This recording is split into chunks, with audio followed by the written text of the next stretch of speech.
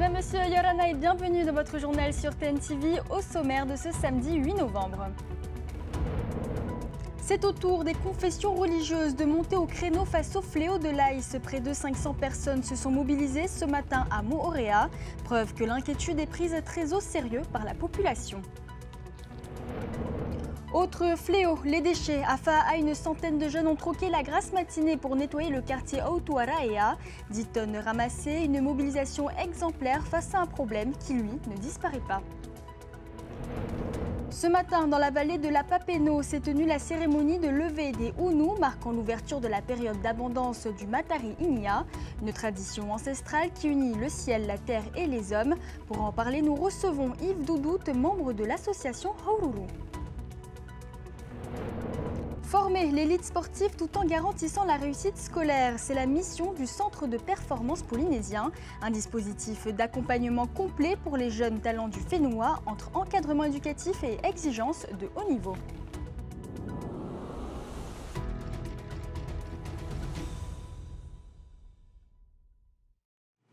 À Moorea aussi, on marche contre l'AIS. Ce matin, ils étaient près de 500 à suivre le mouvement porté par les confessions religieuses. En tête de peloton, l'église protestante Maohi, avec le soutien de la Fédération citoyenne de lutte contre les drogues. Veitiare Perer était sur place. Non à l'AIS, oui à la vie. C'est sous ce slogan que près de 500 personnes se sont mobilisées ce samedi matin à Moorea. Ce mouvement porté par l'église protestante Maohi témoigne de l'inquiétude des familles face à la propagation de cette drogue sur l'île Sœur. Ce qui me fait peur et mes appréhensions aujourd'hui, c'est que en fait, ça touche notre Nuna et que notre jeunesse. Et qu'on oublie d'où on vient et qui nous sommes. Car à en croire la mobilisation, Moorea n'est pas épargné par cette drogue de synthèse. L'église protestante appelle à une réponse forte de l'État. Nous avons fait appel à l'État d'employer des mesures encore plus pour sécuriser nos frontières pour que cette drogue n'arrive pas chez nous. Protestants, mais aussi catholiques et adventistes, toutes les confessions religieuses ont répondu présent à cette mobilisation citoyenne. Je pense que ce n'est pas un problème que telle église ou telle église soit le leader pour cette marche-là, puisque ça ne concerne pas que les églises, ça concerne toute une population. Ce n'était pas seulement un encouragement vers une congrégation ou une autre, c'était vraiment un encouragement pour toute la population de montrer qu'elle n'est pas d'accord, que ces choses-là ne sont pas acceptables pour vivre en société et surtout pour le vivre ensemble. Pour eux, pas de doute, la lutte pour être efficace doit passer par une coordination de tous. L'Église aussi, même dans la semaine, ils rentrent rencontrer la population dans chaque foyer, la montagne de l'Église. Et l'élan de mobilisation ne s'arrête pas là. La Fédération citoyenne contre les drogues, déjà très active, songe à une nouvelle manifestation, cette fois à Reiatea, pour continuer à alerter et fédérer. On revient sur cet incendie qui s'est déclaré hier soir sur les hauteurs de la Mission. Selon les pompiers, le feu serait parti d'une multiprise défectueuse. L'intervention rapide des secours a permis d'éviter la propagation aux maisons voisines. Aucune victime n'est à déplorer. Les sinistrés ont été relogés chez des proches. Un appel aux dons a été lancé pour collecter des matelas, du linge de lit, des vêtements ainsi que des produits de première nécessité. À Fa'a, une centaine de jeunes ont troqué la grasse matinée contre des gants pour nettoyer le quartier Aotuaraea dans le cadre de la 9e édition des Eco-Warriors pilotée par la Brigade Verte. 10 tonnes de déchets ramassés, mais toujours le même constat, les incivilités persistent comme nous l'explique Laure Philibert. C'est une véritable décharge à ciel ouvert qu'ont découvert ces lycéens en plein cœur du quartier Aotuaraea. Venus participer à la dernière semaine du challenge Eco Warriors, ils ne s'attendaient pas à trouver autant d'objets abandonnés au bord de l'eau. Non, ça ne devrait pas se passer comme ça. C'est pas à nous de ramasser, normalement, ceux qui polluent, c'est à eux-mêmes de ramasser, c'est à eux de prendre conscience que si on pollue trop, la génération future ça aura une grave conséquence. Même les petits gestes peuvent faire beaucoup de choses. Voilà. En vrai, ça peut sauver. Pour soutenir les efforts de la Brigade Verte, une partie des Reapers a repris du service ce week-end, partagé entre espoir et désolation. C'est à l'incivisme, hein? On ne peut pas dire que c'est les gens de dehors, vu que c'est à côté d'un quartier qui débouche vers l'arrêt où personne ne voit. Donc c'est plus facile de jeter sauvagement que d'aller payer le bac bleu, quoi. Aujourd'hui, hein, je sais qu'on allait venir là, j'ai eu pitié d'eux aussi, mais j'espère que ça va travailler leur conscience comme quoi, hein, pas faire ça, hein, c'est pour nous plus tard. Hein. Que des jeunes aujourd'hui, et c'est par les jeunes et par nos enfants que nous pouvons faire passer le message, et c'est important. Je voudrais lancer un appel à nos administrés de venir s'inscrire pour les redevances. Ce n'est pas gratuit. Dans les sacs et les camions, une dizaine de tonnes de déchets prennent la direction de la décharge de Moumouvei. On est à 105 tonnes de déchets collectés en 8 éditions et cette année on devrait dépasser les 120-130 tonnes de déchets collectés grâce à ce type d'opération. Lundi, les Eco-Warriors iront à la rencontre des quartiers prioritaires de Fa'a, appelés à une prise de conscience collective. Du côté de Tubouaï, la tension ne retombe pas. La suspension de fonction de Willy Weicho, principal du collège, continue de faire réagir. Près de 400 personnes ont défilé ce matin pour demander son retour à seulement 2 jours de la rentrée. Contacté par la rédaction, le maire de Tubouaï, Fernand Tahiata, soupçonne le ministre de l'Éducation, Roni Teripaya, de ne pas assumer sa décision. On l'écoute. L'action, c'est vraiment pour demander au ministre Roni Teripaya de nous ramener le principal de ce collège où la population s'est attachée avec lui, c'est un principal où il a beaucoup fait pour ce collège. Dans l'arrêté, c'est bien précisé, c'est à sa demande du 2 octobre. C'est lui qui a demandé à l'éducation nationale la suspension de M. Weicho. D'ailleurs, il m'avait appelé de manière menaçante hier en fin de journée pour me dire, apparemment c'est pas lui, c'est bien impliqué, c'est à la demande du ministre de l'unité du pays. Parlons à présent culture. Ce matin, dans la vallée de la Papeno, s'est tenue la cérémonie de levée du Unu, marquant l'ouverture de la période d'abondance, le Matari Inia. Fidèle à sa mission de transmission, l'association Haururu perpétue chaque année ses traditions ancestrales. Et comme le veut la coutume, ses membres se sont réunis sur le premier marais Ivirau To'omaru pour ériger l'Unu Ume du symbole de l'oiseau, un geste tourné vers le ciel et les Pléiades.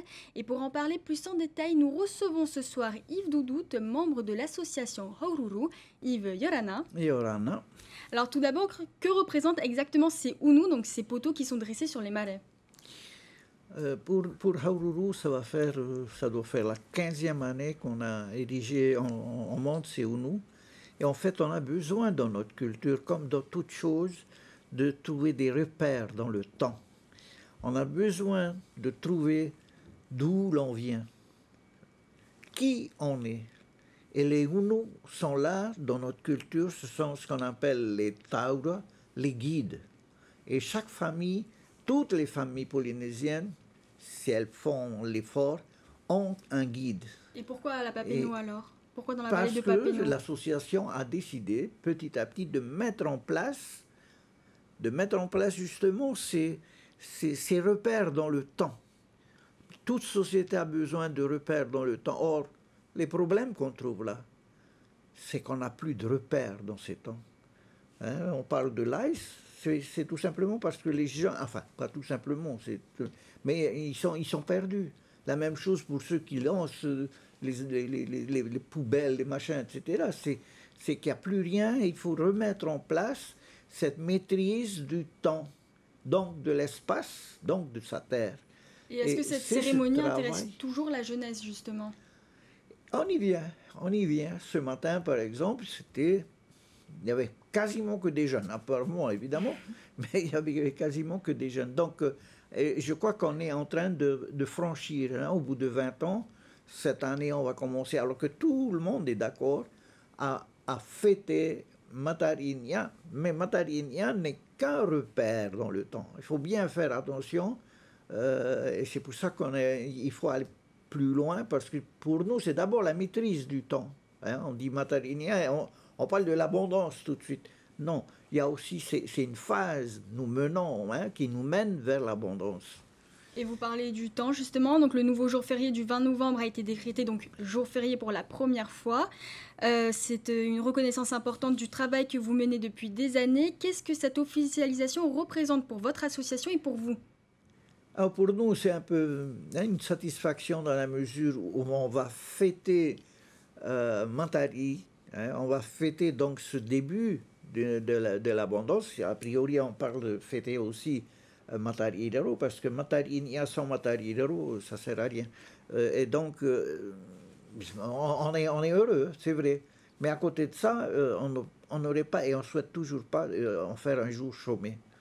Parce que le jour chômé, vous allez voir que dans quelques temps, dans quelques années, il n'y aura plus personne pour fêter Matari. Et est-ce que vous avez un programme spécifique pour cette journée? Pardon? Oui, bien sûr. On va pas changer ce qu'on a commencé à 20 ans. Donc on aura nos cérémonies, il y aura les cérémonies du pays, il y aura les cérémonies des communes, il y en a plusieurs. On n'en entend pas parler, pourtant elles sont un peu partout. Il y aura sur RTA, il y aura un peu partout des cérémonies. Et c'est ce qui nous intéresse, nous, c'est que ça soit fêté partout et qu'on parle de soi, de sa culture, de son identité au travers du temps, donc de l'espace. C'est fondamental dans toute société.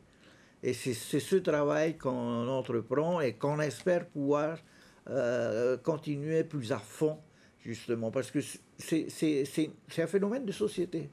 On n'arrive plus avec cette mondialisation, vous avez vu, tous les soirs, on a ces problèmes avec les jeunes qui ne savent plus où ils en sont. Merci Yves Doudou d'avoir accepté notre invitation. De rien.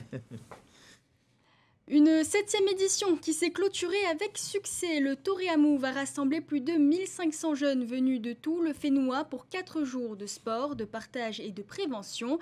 Point d'orgue du festival, l'épreuve du Torea Warrior disputée hier soir dans une ambiance survoltée. Notre journaliste Davidson Bennett était sur place. 4 jours d'intense cohésion, de sport et de découverte et un final à la hauteur de l'événement sur la scène du Torea Warrior. Les jeunes se sont surpassés, seuls, en duo ou en équipe, pour décrocher la victoire. Et c'est le district de Mataia qui remporte le titre en individuel. Ah ben, carrément bien, au contraire, moi j'ai eu que des choses positives. J'ai pas eu autre chose. Venu ici pour s'amuser, s'ambiancer. Voilà. 7e édition, 7e succès pour le Torea Move. L'organisation portée par l'Union polynésienne pour la jeunesse a mobilisé près de 200 personnes, agents communaux de Teahupo'ou-Ouest et jeunes en service civique compris.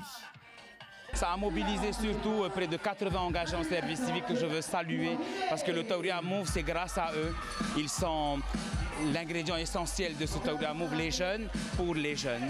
Et c'est eux qui donnent du sens à l'action associative. Cette année, l'événement a aussi pris une dimension océanienne. Invité par l'UPJ, une trentaine de jeunes venus de Futuna ont découvert l'expérience Torea Move et ses valeurs de solidarité. Des jeunes de là-bas de chez nous, c'est la première fois qu'on participe à un jeu comme ça. On a beaucoup partagé des trucs avec les jeunes d'ici de Tahiti et de Tuamotu.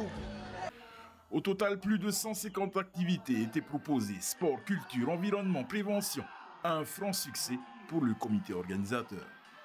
C'est autant de réussites dont on peut se féliciter cette année et bien évidemment, je le disais tantôt, la vague de Teahupo'o.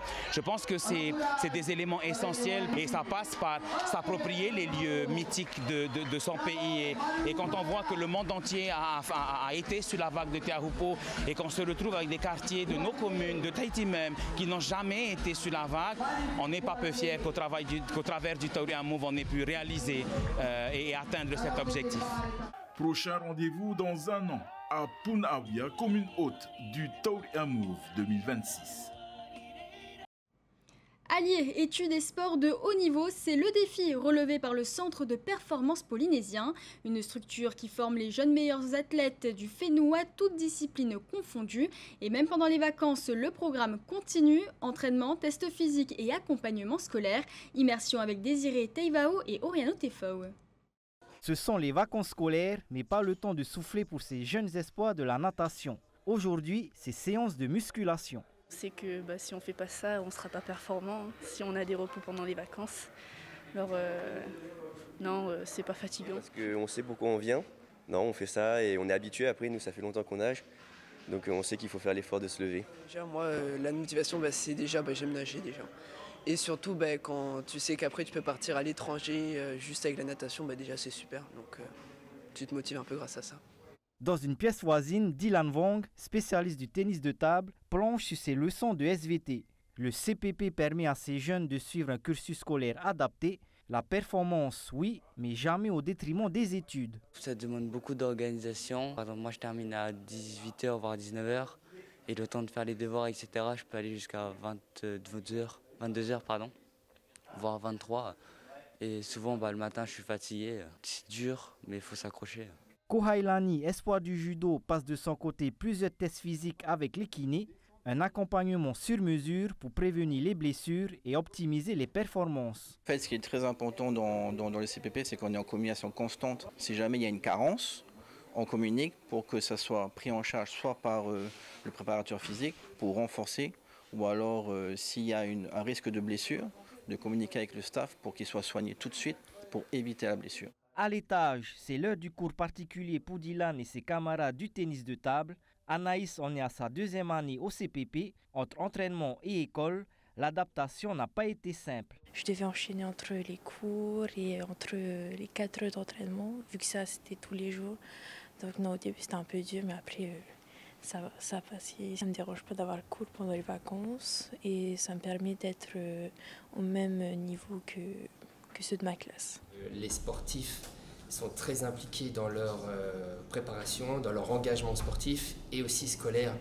Ils ont leur niveau scolaire, leur performance et ils vont essayer d'équilibrer tout ça et on va arriver à progresser ensemble et c'est top, quoi. Ces jeunes athlètes incarnent la relève du sport polynésien et si leurs rêves sont encore en construction, une chose est sûre, le centre de performance polynésien leur offre toutes les chances de les réaliser. Direction Paris où se tient la 13e édition du salon Made in Fénois à la porte de Versailles. Plus de 1000 exposants venus de tout l'Hexagone et des Outre-mer y présentent leur savoir-faire, mode, gastronomie, déco ou encore loisirs. Un rendez-vous devenu incontournable pour valoriser la création et l'artisanat. Coralie Auberti était sur place. Le salon du Made in France est devenu l'événement incontournable à Paris pour découvrir le savoir-faire et la créativité française. Ce week-end, plus de 110 000 visiteurs sont attendus pour découvrir les traditions de nos terroirs, mais aussi les innovations locales. De l'Occitanie aux Hauts-de-France, chaque région propose des démonstrations artisanales et des dégustations de produits locaux. Cette année encore, l'Océanie française a répondu présente. En fait, c'est un livre de cuisine polynésienne, adapté pour les enfants et adapté Olivia est venue de Tahiti avec sa famille. Il y a quelques mois, ils sont montés sur la 2e marche du podium du concours Made in Fénois, une médaille d'argent qui leur a permis d'avoir leur propre stand. C'était avec le tout premier produit qu'on a sorti avec cette marque, donc le My Pareo, le kit pour faire son pareo soi-même. C'est un des produits qu'on vend le plus. On a un package ouvert pour que les gens puissent tâter, regarder, etc.